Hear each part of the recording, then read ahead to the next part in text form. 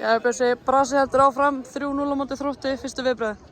Já, ég er alltaf bara pirraður út í það að við erum bara lélegar.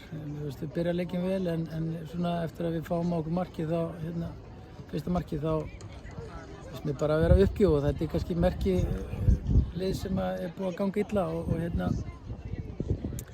því fylgir ofta að það er brothætt. Mér finnst það svona kannski sumara leika. Við erum bara eldaðir og náum aldrei að klukka einhvern veginn. Þróttarinn er bara góður í dag, það er búin að finna grúið sitt aftur grannlega. Svo segir þið eru svolítið að elda, hvað er uppleggið ykkar fyrir leikinn? Hvernig ætlið að spila þennan leik?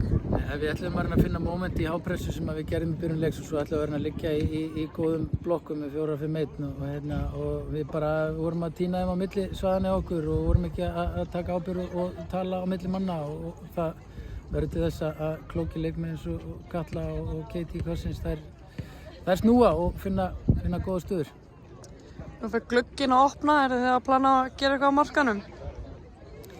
Já, við erum alveg að skoða það. Það er ekkert sem er klárt ennþá en við erum svona að skoða það hvort við getum ekki fundið eitthvað góða styrkingu. Þið er erfitt verkefni í næsta leik að Valur fyrir landsleikjafríið. Hvernig leggst sá leikur í þig?